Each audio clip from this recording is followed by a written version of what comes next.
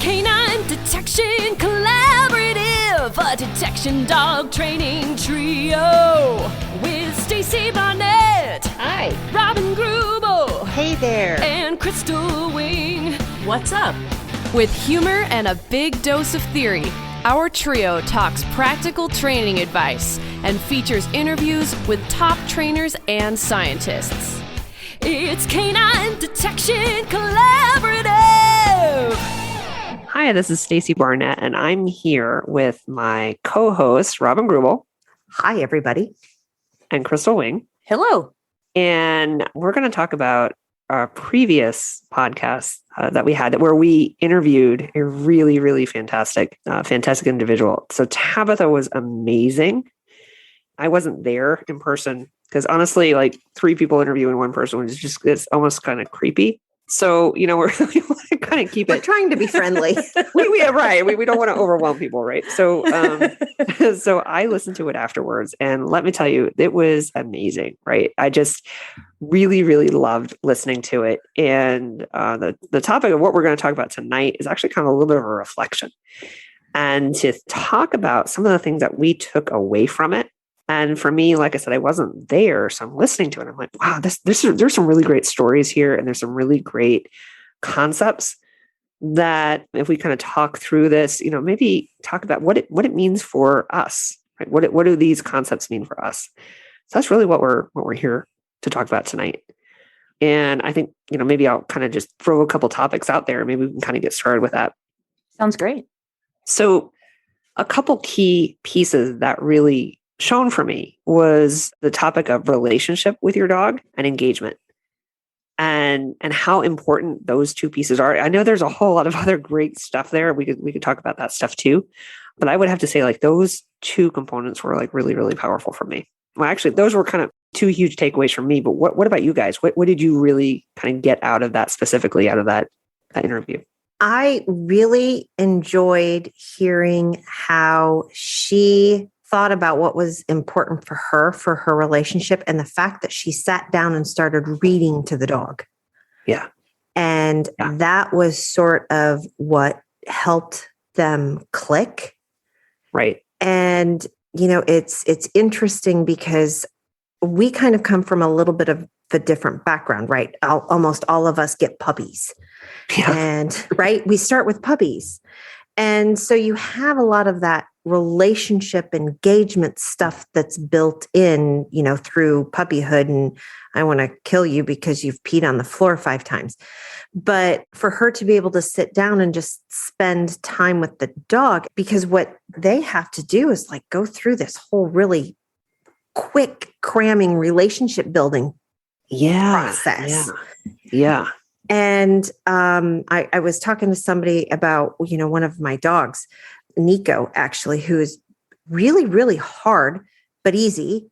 And I love him, right? He turned 3 and I actually started to like him. Because I kind of understand that. Right. It's relate. Yeah. That maturity thing kind of kicked in and I'm like, oh, there's the dog that I always thought you could be. Right. Yeah. And so, but listening to her talk about how, they just weren't clicking and all of us, she just went and she just read to him and he's like, oh, now you're relevant. Yeah. Yeah. Right. Yeah. And that was fascinating to me. And it makes me wonder how much faster the rest of their relationship was accelerated. Right. By her doing that. Because it was almost kind of a passive thing, right? It wasn't something where you're actively like, oh, let's go play tug. Let's go, blah, blah, blah, right? It was about just connecting with the dog. And I think a lot of times we're always thinking of an active connection versus maybe some of that kind of just being passive connection, right? Right. And I was listening to one of my instructors from the Scandinavian Working Dog Institute talking about the fact of when we do play, sometimes there is confrontation that happens within the play that actually makes it more difficult for you to connect and engage with the dog, which as I just said, that whole entire statement is like Yeah. the epitome of mine and Dash's relationship. Wow. Right. So I'm sure Crystal has a ton to say about that. yeah, too. no kidding. Right? I'm sitting here nodding my head. Yeah. We need to have like a sound effect for that. Yeah. I want to kind of quote Crystal a little bit. Uh-oh. Like this may be a really bad quote because it may not be like exact. You know, in the podcast that we had with you, where we were interviewing you, and and Robin was, and you were kind of talking together about play, and Crystal, how you encourage people to play with a dog, not play with a toy. Yeah. And when we kind of think about that whole relationship and kind of bouncing off of what you just said, Robin, about how sometimes that play can be counterproductive to your relationship. And that's kind of what we're talking about, right? Where instead of like really connecting with the dog, it's like, here's a tug, you must tug, Right. Even if we just say reinforcement. So it doesn't even have to be play per se. I Right. mean, there's the personal play, there's the food, there's the tugs, but it's just the interactions in general. Yeah. And I know a lot of our dogs, I mean, even Radish today, I literally just smiled at her and her tail just put, Yep. And so it's those connections. That's when you know that you've reached that next level. Yeah. And you were asking in the beginning about the takeaways and the things, something I don't mean to change the subject a little bit, but one thing she said there at the end, I believe, was, this is what I've meant to do. And the dog enhances that ability. And I do believe that ties right into it as well, though, because with her, I mean, she is a partner. Right. They are together all the time. And so, I mean, my guys are here in a kennel while I'm at work in the morning, and all day, and it's different. And then all night, then they're my partners, but that was something that really kind of hit me, and her ideas, that the officers need those relationships, and it's her partner. Like, wow, right. I don't know. I just kept going back to that and the power of that. Yeah. Yeah. That is actually really powerful because it's, the dog is basically like an officer, right? Mhm. It's her backup. Yeah. So the level of trust that you have to have, with your dog, I would assume is like really amazing. Well, and it not only is it the backup, but it's they can be sent ahead, right? Because they'll also protect everybody else. Right. And so, one of the things that I end up thinking about a whole lot is, especially in the disaster work, Yeah. I ask my dogs to go out into an environment where they may not come back. That's terrifying. Right.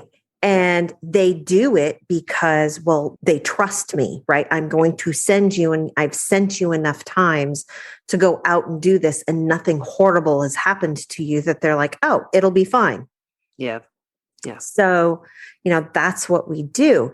And when you think about even some of the courage and confidence that some of your pet dogs, when they're going out and competing, have to have in their person, to be able to, maybe you're a reactive dog, but you're going to go out and you're going to do this thing together, and the dog's like, well, mom's got my back. Yeah, I mean, it's a microcosm. It's just a microcosm of kind of what you're dealing with from a professional level. But I think, there's still that element of trust. I think, you hit the nail on the head there. Because from a sport perspective, this totally pales in comparison, by the way. I don't want to, it doesn't. But you know what? To some person who is having, and some dogs who are having a huge breakthrough that they can now go out in public and do stuff, it's a big deal. That's like my mini Aussie. Why? Right. So here's a dog that, like, literally he's afraid of everything. But now, I mean, he's excited to go out and search an area that he's never seen before. And that when we talk about that relationship that, on the sports side that we do develop, right? Right. Is the trust that the dog says, I can go out and search and I'm going to be safe. Because when we think about it's a Maslow's hierarchy of needs, right? The dog has to feel safe and feel comfort in order to be able to perform. What that takes for a dog like Y versus what it takes for a working dog is very different, but the emotions are there. Right. My girls are like, see if, no, but yeah, whatever. Okay. Thanks for being Uber mom. oh, don't jump on that. You're going to get hurt. That's why, Powder's the kangaroo. So, but yeah, that's just it. Oh man, that's really powerful. I wasn't even thinking about that aspect of it, but that's really amazing. It's all about that belief system, right? So we have to believe in ourselves, and then we have to believe in our dogs. And in return, I mean, they start to believe in us. I feel, because we're reliable. Like, they know what to expect from us. I mean, we're humans. We pattern. Yeah, we do. Even when we try not to. We do. We pattern all the time. Yeah. And they can read us like a book, and we're still trying to figure out how to read them. They're so much more adept at that. They've got us figured out. Your hand in your pocket, you measure the hide. So yeah. Oh, the hide's on the chair again. Yeah, we do pattern.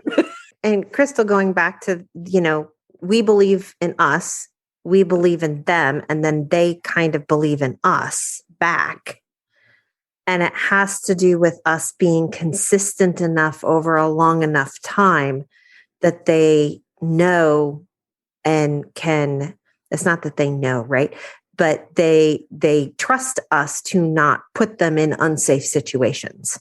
Right. That they can't handle. We've been reliable in the past, like you said. So it's, they have a belief in a reliability and our ability to make sure that they stay safe and that they're going to get rewarded, however we train, I mean, for me, it's reward. For you guys, it's reward. It's going to make it worth it for them. We're not going to send them out, after $100 bill and bring them back for $5. Like, it's not how it works.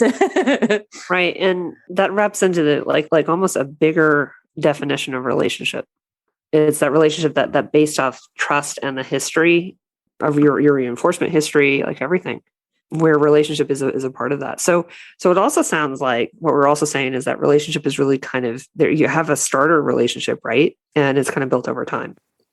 So that, when you are taking that dog, whether it's a working dog and you're sending them out into the field and it's, and there could be a lot of danger there, especially rubble. I mean, you don't know what's under there. Right. Or even a competition dog, like maybe, you've had this relationship and now you're working really large areas and there's a lot of distractions, right? It gets into, the dog can work through that. That relationship is built up over time. And the teamwork, like I'm just kind of, my mind's going all over the place right now because it's like the relationship, right? It's so fundamental to the development of teamwork. And if you want to have that teamwork, you have to build that relationship over time.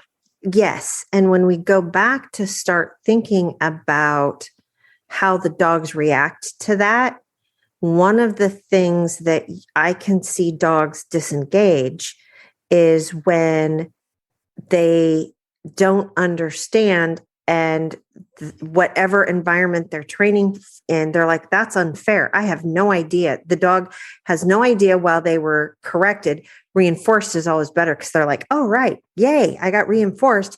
But then you have a problem because they don't know what they got reinforced for. So now you have extra behaviors in your chain.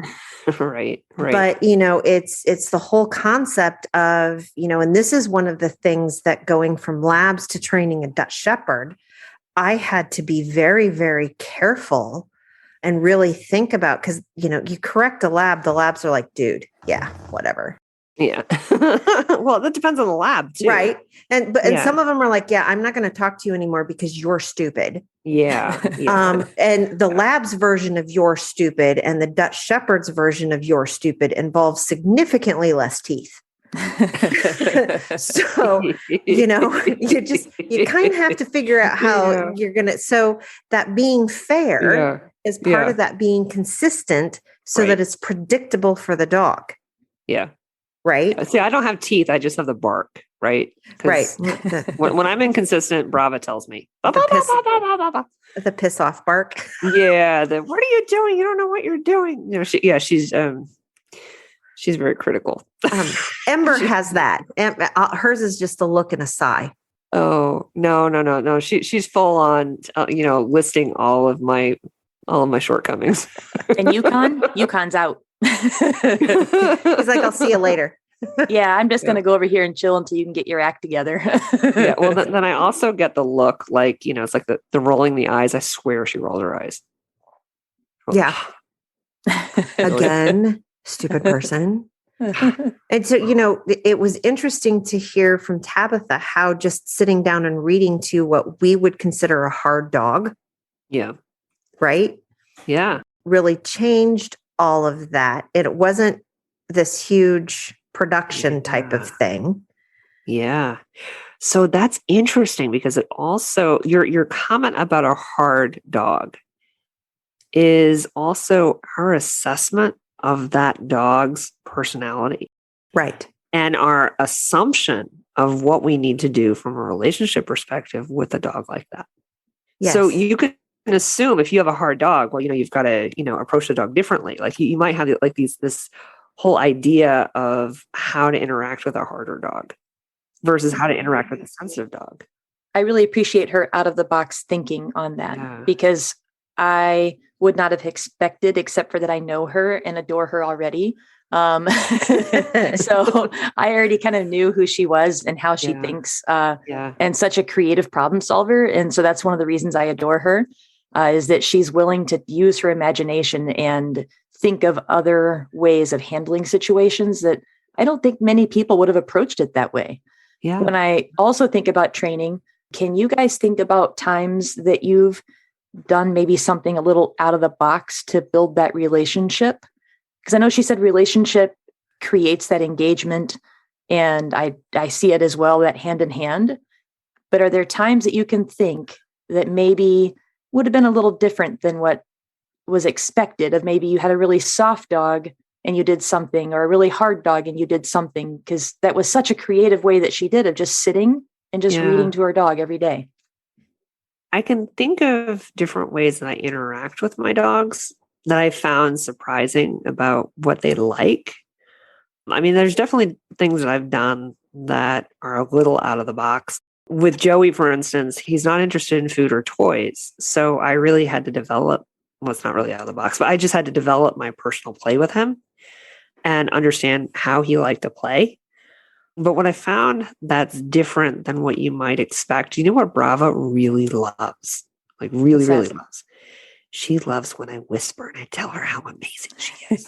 And then what I do is I do these little light clapping. She loves me. She wants to be clapped at. The golf clap. Amazing. You're so amazing. Look at you. You're amazing. And she gets wiggly. Like, I am. I'm incredible. I'm so amazing. Right. So here's this, and again, it's this also this perception of hard and soft that I kind of want to circle back to that as a part of that answer, is that you look at her and you're like, well, this is this high drive dog and she's got all this, energy and everything. There could be an assumption that she's, quote, a hard dog. Well, let me tell you, there's a whole lot of sensitivity there. And it doesn't mean that she's soft, because she's not. It does mean she's sensitive. So, and I think relating with her, even with that little, you're so amazing, look how amazing you are, it just brings that up. And I think that really has helped our relationship. Well, and cueing off the sensitive thing. So Dash, who is my bomb dog, is highly sensitive, but he is a hard dog. Yeah. You know, and he is the kind of dog that'd be like, okay, I'll just grit down and I'll do what you want me to do. But if I am super nervous or stressed at all, he's like, yeah, okay, I'm going to sit here and itch on my collar till you get your shit straight. And like, okay, buddy. And then there's Nico, who you would think is a really, really hard dog. His favorite thing in the world is head massages. Besides being flung around with a tug toy, right? He really just wants you to sit there and rub his head or give him belly scratches. And, when you have an 85-pound dog who's like, just massage my head. Have you seen the head massagers that I've seen on cats where they just kind of like, they put it on and just like, it's like this automated like head massager that just rotates like little. So, right? And I think that that's a really good, so we have this, they're a hard dog, they're a sensitive dog, or a hard dog and a soft dog. We also have to start thinking about, are they sensitive or do they really not care who's on the other end of the leash? Yeah, I don't believe any of that. I don't believe that dogs don't care Right. about who's on the end of the leash. What about some of those kind of robotic trained kind of police type dogs that it's been ingrained so prominently that it's ball, ball, ball, ball, ball.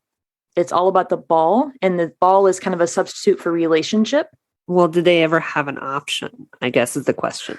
Right. And so I think for them, because they've never experienced that relationship, the ball and it was kind of fun. One of our seminars, Thomas Stoke was talking about, and it was just a joke at the time, but he's like, we're going to use the leash as a substitute for relationship, because the dog kept running away. Oh, wow. Yeah. Oh, wow. Yeah. And so it was a joke at the time, but it stuck with me, right? Because here I am several years later thinking about that. That's pretty poignant, right? Like, right? Yeah. I've seen, you see the handlers where the leash is the substitute for a relationship. And that's really hard. Yeah. But I also go to the point that think how much more the dog could do if the dog actually had the relationship there. Right. I think the relationship is where you take that dog's potential and you allow them to really reach it, right? Because the dog can do activities, right? They can do the task. They're capable, they're talented. But I think when you add that relationship, it's like when you talk about motivation, where it's not just a cookie or it's not just a toy, right? It's the social aspect. If you add the social aspect to your reward delivery, how that just kind of jacks up the value of that. And that is because of the relationship. So I think that relationship actually just helps you to fulfill the dog's potential. It can really enhance, because I'm thinking about some of the dogs that they need to work in a situation, it's an ongoing sort of thing in some of the professional circles, that the trainers train the dog well enough that it takes a year for the handler to screw them up. Yeah. Right. Yeah. And so, those particular dogs from day one are taught that the ball or the Kong or whatever it is, you will do anything to get that toy, because they need to be, the behavior that they're doing needs to be that resilient. Right. To corruption. Or is that one of the reasons why you get like these ultra high drive dogs, where the drive really overcomes? Right. They don't care. Yeah. Because the drive is so strong. Right. So then you go back to the right tool for the right job. Right. Yeah. Right. But, we work in a planet where we're raising and training our own dogs. Yeah. And we'll eventually, in a couple of later episodes, I'm sure, get around to some trainers who are training dogs for other people, right? Yeah. Yeah. Yeah. Then we can ask them that question. I think that sounds like a great question. Sounds like a great question. The classic Robin whisper. I love it. Taking notes. Yeah. Yeah. This, like when you just kind of dig into this and like what this word really means, that is just super, super cool. So Crystal, I actually have a question for Crystal, because you asked us this question and never really answered. What have you done to get a really difficult dog, right? Not hard, but like a dog that doesn't really want to engage with you, or you've had something where they're like, yeah, you are so not that. What's some of the interesting things that you have done or have seen people do to bring about that relationship and engagement? So from the bite sport world, most of the dogs are pretty into the biting. You don't have to usually encourage them too much.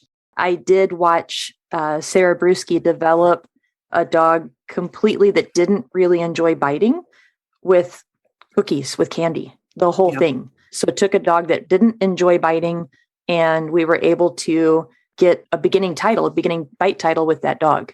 It was an interesting process to watch. And so that was something that I found intriguing, I think is the right word for that.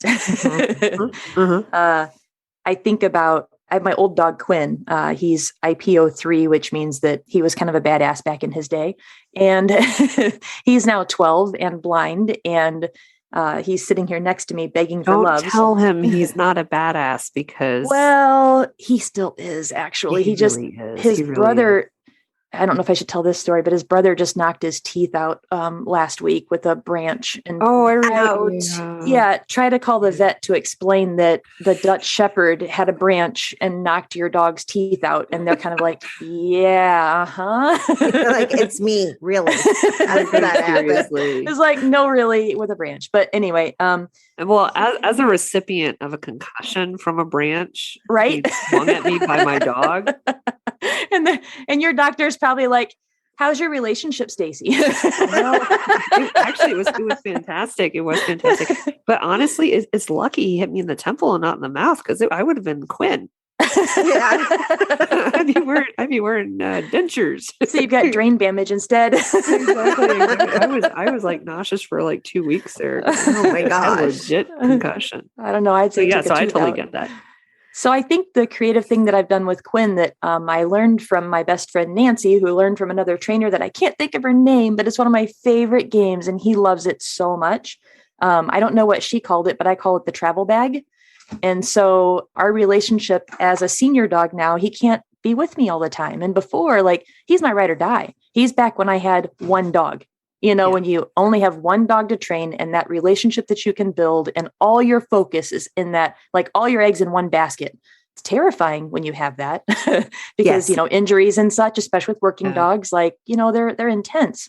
But now that, I have multiple dogs, our priorities have shifted and he's not the one that's chosen to go all the places. And so the travel bag for him is when I'm out, I find things that I can bring home to him because being blind, now it's all about the smells and he really gets to enjoy all these little finds. So this last week, he loves this pair of pajama pants that some kid left in my classroom. It's been there for easily 2 months. I've been asking all my classes. So finally I'm like, they're Quinn's. I figured he would just take them and shred them. Well, he can't really shred without teeth, but I figured he'd, just mouth it to death. I know, poor Quinn. He just gave me a big old muzzle punch. He's like, yeah, but he loves these pants. He just cuddles with them. And so I think that's kind of our little creative way of engagement and relationship still is he loves the little silly things that I bring home. And he adopted pajama pants from art class. Yeah. And I'll just pick up random things. Like at the gas station, there was, I just random things that I see when I'm on walks and I just stick them in my little travel bag. And it's our little fun thing we do every night. He That's just so gets cool. to enjoy my day, by the things that I bring home to him. Wow. I need to remember that trainer's name that we learned that from. We can share that like in the show notes. That's incredible. So that's actually a really great point about, there's downsides to one dog, right? And there's upsides to one dog. And then we were listening to Tabitha's, I was listening there and she's got 2 dogs, right? So one dog is her active dog that she's training and the other one's retired. So then I look at Robin. I mean, you've got what 9 dogs? What is the number right now? Because that's going to change. I'm picking up number 9. Okay, so it's not. So you have 8. I have 8. Well, and keep in mind 2 are retired. So they're typically what you think of more as a house dog.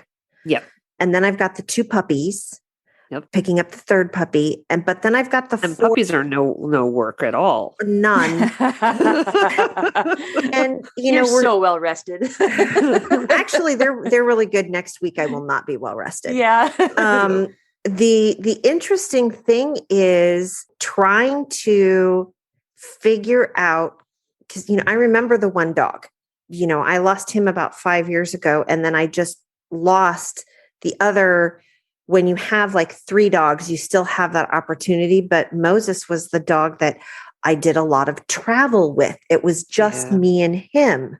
Yeah. And, it's that wise dog where they can just look at you and go, oh, you want me to do that? Okay. Yeah. And they make you look brilliant. Yeah. And now I have the 4 working dogs. And I was just sitting here thinking about when we talk about the engagement and relationship, and I was talking about Dash. Dash has been my hard dog for me to figure out.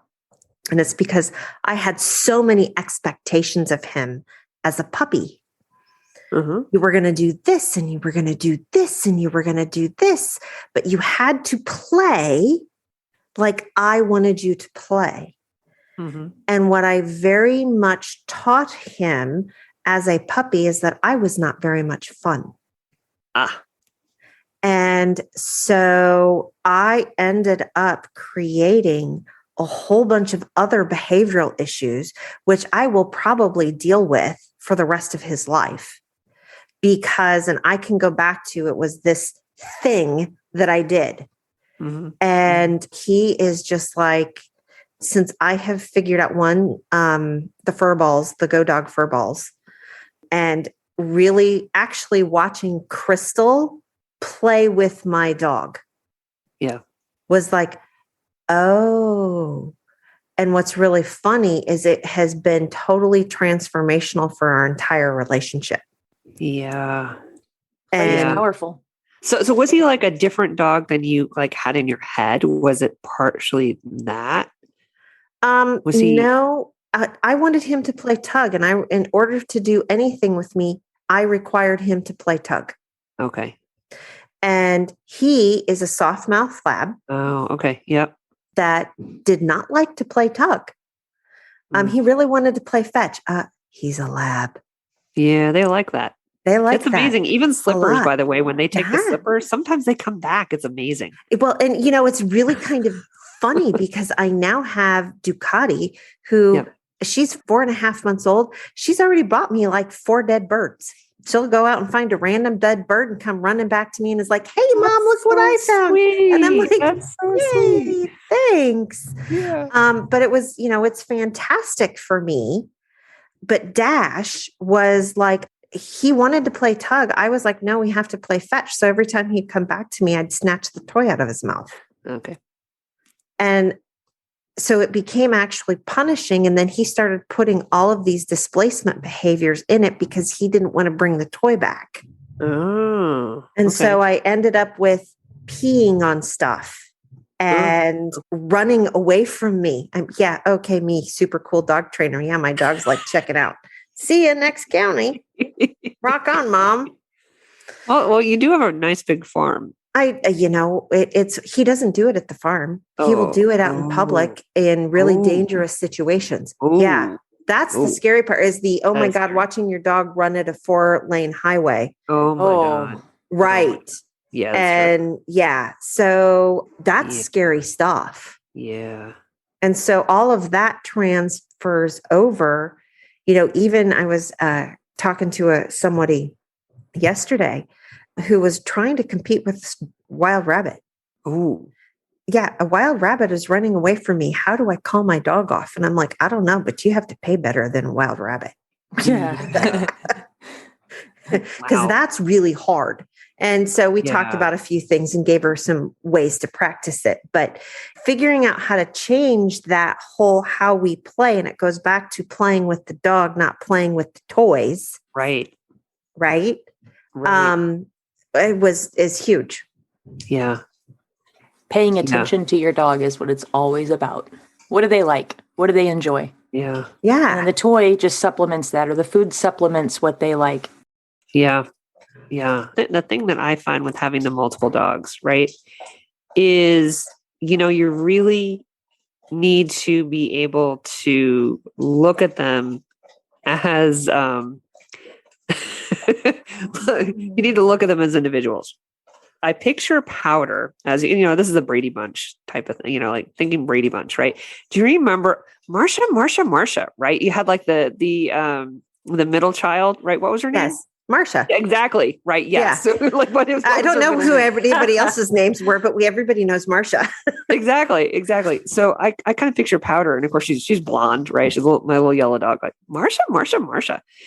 Because it's always, I'm always doing something with Brava. And then I've got this really young, excellent dog. And then there's Powder kind of in the middle, who's amazing, right? She's an amazing dog, but she's also so different than the other two that I also find that the mental gymnastics and then just trying to maybe she's definitely got middle child syndrome, right? And I have to make sure that I caring for this amazing creature that I have right here too. And it is just kind of an interesting type of dynamic when you have, more than one dog that you're working. And it's because I'm pretty sure when people run into me, especially before I got into the labs, thought that I had breed ADHD because, I went from a border collie to an English shepherd. I've got a Dutch shepherd. I've trained a couple of labs. I've got, Moses was this yellow lab golden retriever mix. And I would look at people and say, well, the reason I've done that is because each dog is a different color. They look different. Because then when I pull the stimuli, my dog, out of the car, that's the visual stimuli for me. This is how we play. I now have 2 black lab females that look almost exactly alike. I'm raising my hand. Me too. It is really although hard. they're several years apart. Yeah. Right. And even going from, it'll be interesting, as you start getting through and figuring out how they like to play and all of this sort of stuff. I don't know. Crystal, how are you doing that with your 3 pointy ears? Adjusting to the different styles. Yeah. Well, and you have a Labramel or a Malador or a whatever you want to call her, right? Depending on the day. So you not only have pointy ear dogs, you've got like a one that's conflicted. Yeah, she is conflicted too. My little Labinois, right? Yeah. Some days she's a Malador. Some days she's a Labinois. It's just actually not even days, some minutes. And the great thing about her is that she's 25% Yukon, who is my Dutch Shepherd. So genetically, I didn't realize that until I got her embark back. And so that was very interesting because then there's a lot of things that I kept saying. She's just like Yukon, just smarter. And I always said with Yukon, he would be the perfect search dog if he was just a little smarter and the squirrels lined up a little better in that rave in his brain. And so if they could just get in a checkout lane together, he could accomplish some things. And so that's really what Rad brings to the table is she brought the lab, the squirrels are lined up, they're all at the checkout aisle and they're ready to do the right thing and pay for all their items. Well, that depends on the lab. I just have to say that really depends on the lab. Well, I appreciate the lab that she has in her because that's what I'm going to credit for bringing the smarts to the pointy ear. But my favorite thing about her is I know when her Dutch turns on because one of her ears stands up. And what a great indicator. It is the most amazing thing I've ever seen. As soon as that ear goes up, I'm like, what a good girl. Let's go to your kennel. Because nothing good can happen from that moment forward. I know that I've lost my dog. That's a really good, we've lost it. It's like the radar goes up. I've never seen something so clear in my entire life. I can't wait for you guys to get to see her this summer and witness when the Mal turns on. Wow. And it's kind of fun too, because in my subdivision, I live in, suburbia, Missouri, and you can only have 2 dogs. Oops. And I have 4. And we're 5 feet from the next house kind of thing. Yes, I dream of 3 acres, but it hasn't happened yet. And so I might rotate my dogs because I have 2 Mals that look basically the same. And then I have 2 black dogs that now basically look the same, especially because, Yukon broke his ear. So he's got one floppy ear now. Yes. Right. That's right. I just rotated him. I put 1 Mal and 1 black dog out. And then I just rotate the next Mal and black dog out. Here's the thing, Crystal. People are not that observant. Like you could literally put a golden retriever out there. They're not going to notice. Right. Well, I hope, but in case, So if I want more dogs, I guess I have to get...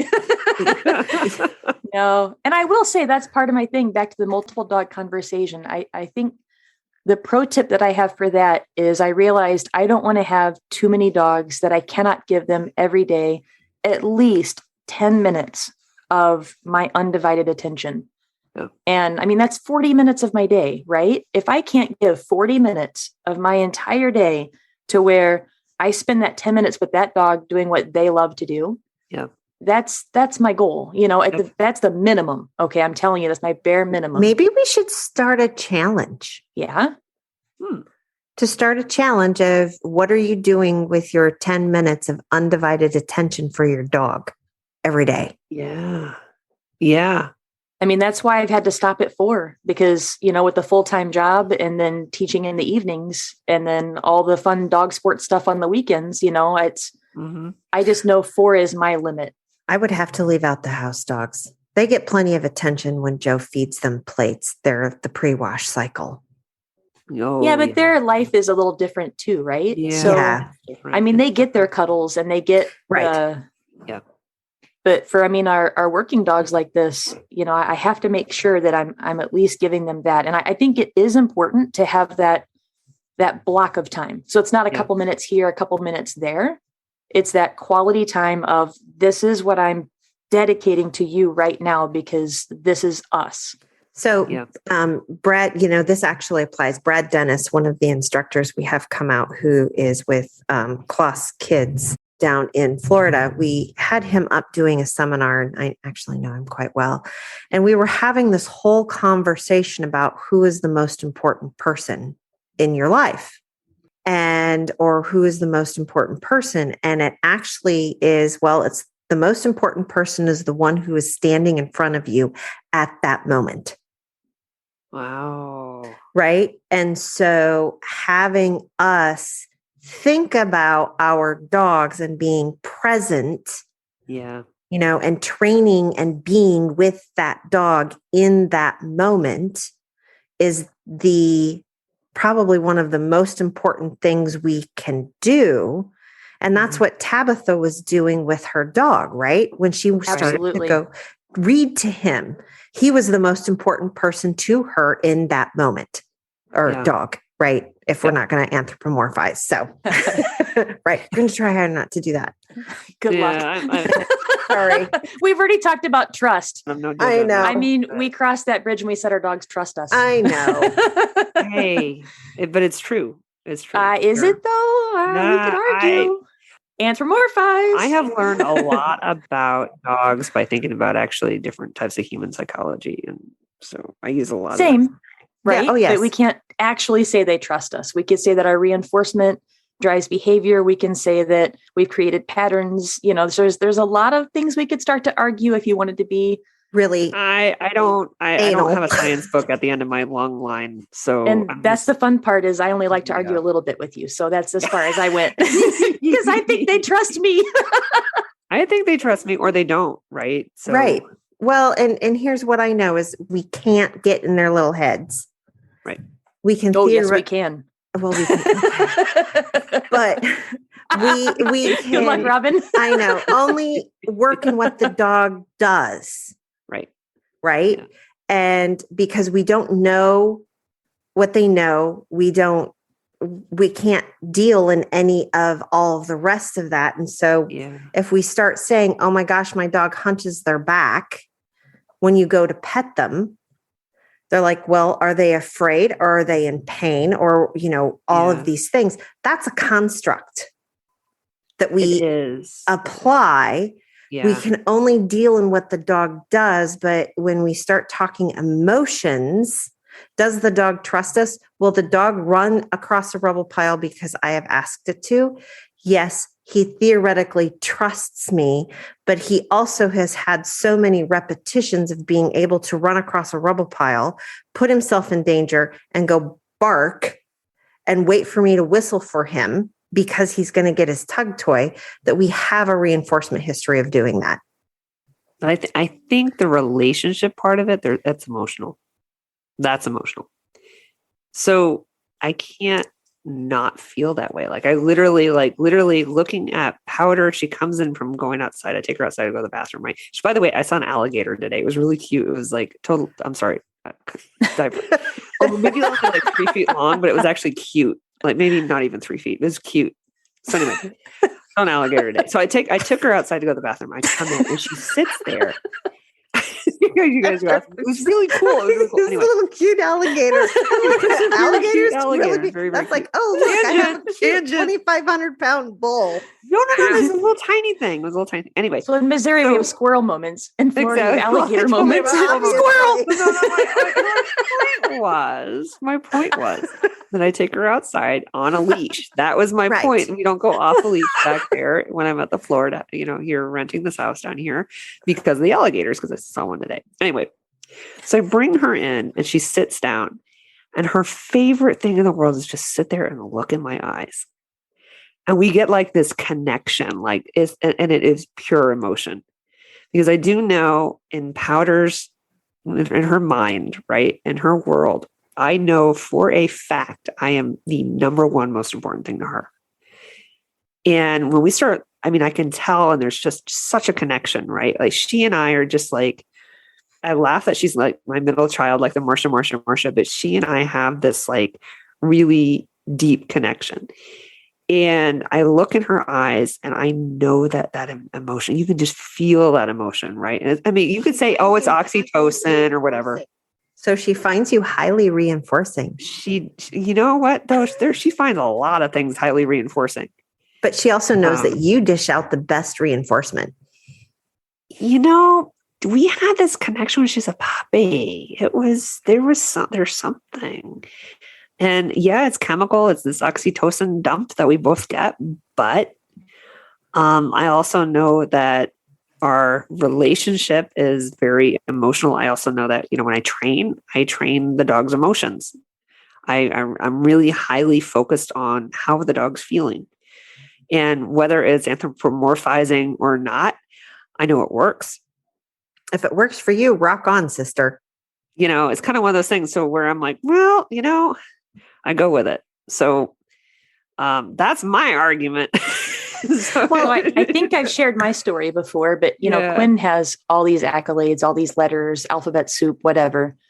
And one of my favorite moments for him is back when he could see, is probably 5 years ago, sitting on the couch. He's sitting like on the love seat, kind of on the opposite wall, and something randomly fell in the kitchen. And I'm working on something. I think I was grading papers, and he looks up and I look over at the thing like, that's weird. And we make eye contact across the room. And then he gets down and he walks over and he investigates it. And I watch him do it, and it felt like he was a human. I know I'm, you know what I mean? But it was that, oh yeah. No, we didn't have to say a word. He went over, he sniffed it across the room. Yeah. He looks over his shoulder at me like it's nothing. I shrugged my shoulders, and then he walked back over, got back on the love seat, did a little, laid down. And then I'm back to grading, and I found myself just sitting there smiling. This whole just dialogue between us just happened. And that's that relationship. And I think too, because he was my only sport dog at the time. So I had other dogs, but they were my pets, it was Sir Charles and, Sable, the farm dog, she held down the couch. So it was that relationship was really, of all the cool things we've done, why is that one of my favoriteest things when I think about him? It's those precious moments. It's the unsaid conversation. Yes. And that is, as an instructor, one of the concepts that I try and get across to students a lot is the fact that if you want a really, really clean detection chain, right? The only stimuli the dog actually needs in order to do what they're doing is odor. Mm-hmm. Right? Mm-hmm. And so in our world, when the dog finds odor, and if it doesn't complete its trained final response, there is like a world of conversation that can happen in between locating odor and doing that trained final response. And if you even take one step back and start thinking about the whole search portion, there is a whole world of conversation that happens in how you use your body to push and pull your dog around your search area. The agility people are phenomenal at it. And it comes down to the dog being a cooperative hunter. Yes. Right. And how they work on the agility field is because they're cooperative hunters. And, Right. and I was actually talking about this in my webinar. No, it was a Q&A I did recently. And how, from a handling perspective, because in like that false alert on that last container, right? All of that is actually because the dog is a cooperative hunter, right? So if you have like your house tabby, right? Your house cat, they're not cooperative hunters. No. No. No. So they go out, they don't care, right? So they're actually not reading, they're probably not reading your body language like a dog is. But a dog, you just twitch one way and they're like, oh, I know exactly what you're thinking. Right.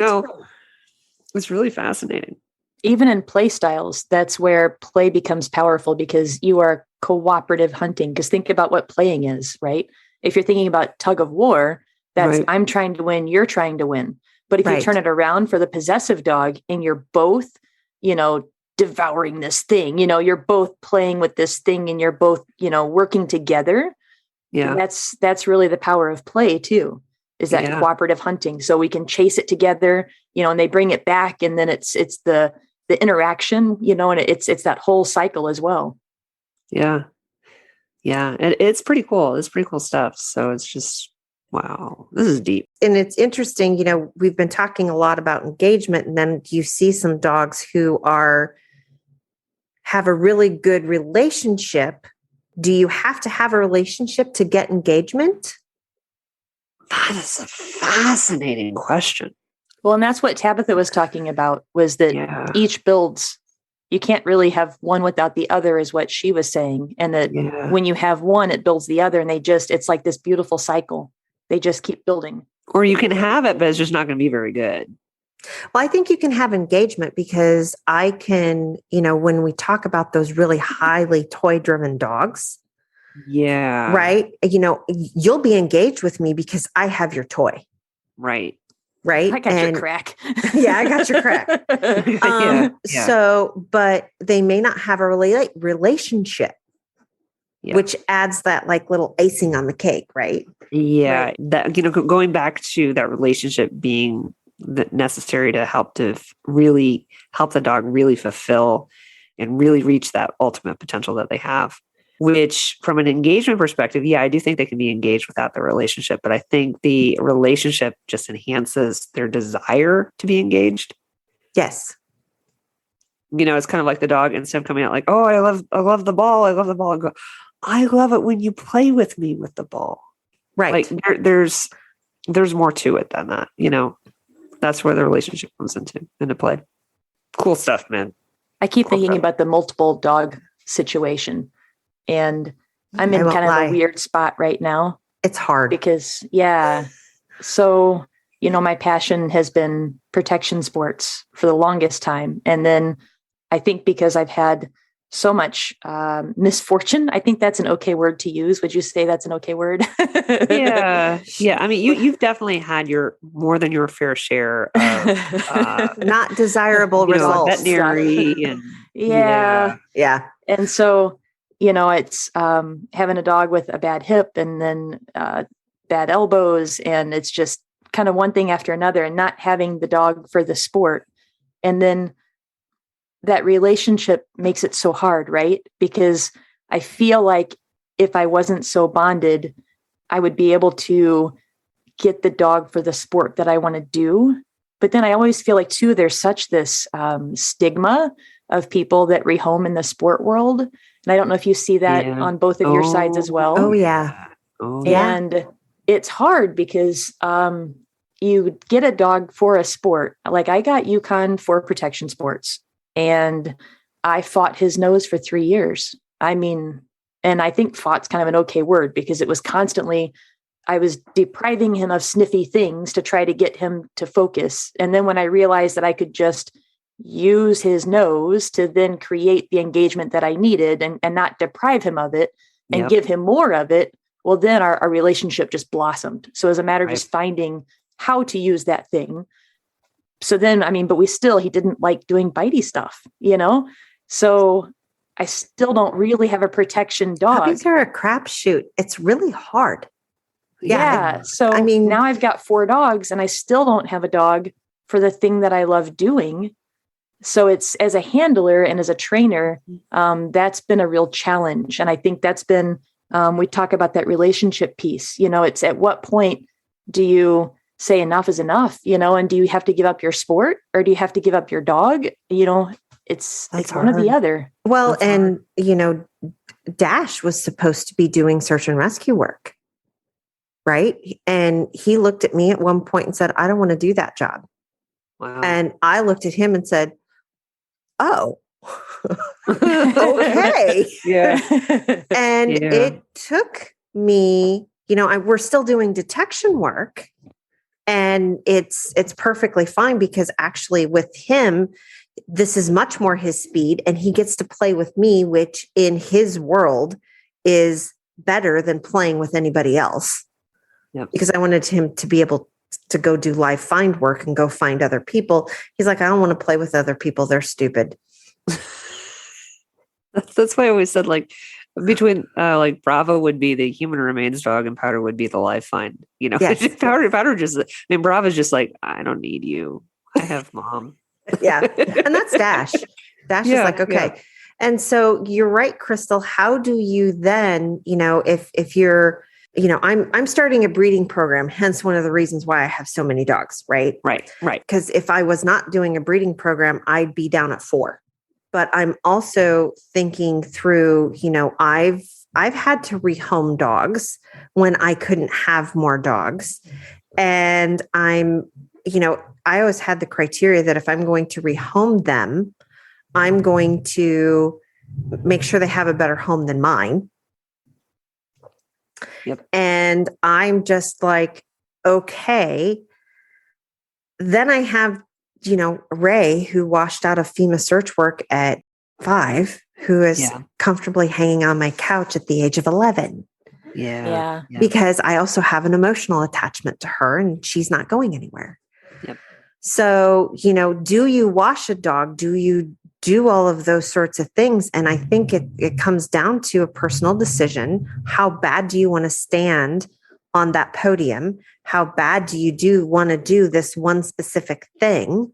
And that's why you see a lot of people going out and getting green dogs that are a little bit older, that they're not doing the whole, crapshoot with the puppy thing, even though you study genetics for hours and all sorts of things. So I've had my own personal journey affected by that because I started out trying to do obedience, trying to do rally, trying to do agility with the jet, right? And I wanted to do all those things because I love training. I love training that kind of stuff. And we struggled. And then when I found that, I'm like, he just wasn't the right dog for that because he was just too sensitive. And then I ended up, we're like, oh, you like sniffing. Let's get into nose work. And hey, it changed my life. So I guess on one side, we're like, well, it's kind of, we feel a loss. But on the other side, there's always, where one door closes, sometimes the other door opens. So or you got to look for a window.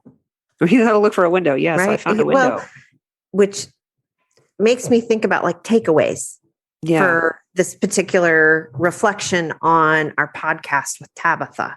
Yeah. And I think my biggest takeaway is also, I'm going to steal from Crystal. Sorry. Oh.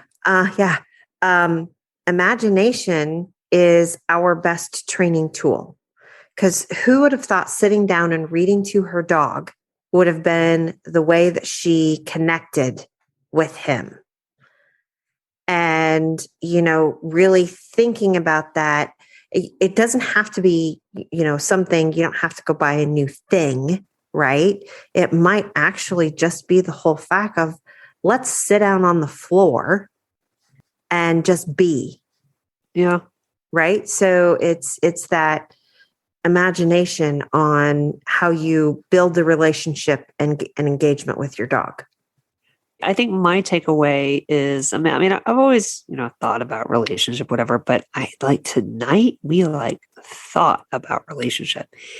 And I think what was really powerful is just kind of verbalizing how critical that is and how it develops over time and how, you really want to have that one-on-one relationship, regardless of how many dogs you have, and that you have to kind of work on that if you have that, you're really connecting with that dog, that then the engagement and whatever you're trying to do, right, is going to be that much better. And I think for me, I love the idea of 10 minutes of uninterrupted time with the dogs. Yeah, my dogs get attention all the time. I work out of the house mostly, right? I'm self-employed. I work remotely. I've got my dogs around me all the time. But I love the idea of that concentrated, let's just take 10 minutes, just you and me. Like, even if it's not training, right? Even though I do train my dogs, it's just, connecting. It's just a connection part of it. So I think that was amazing.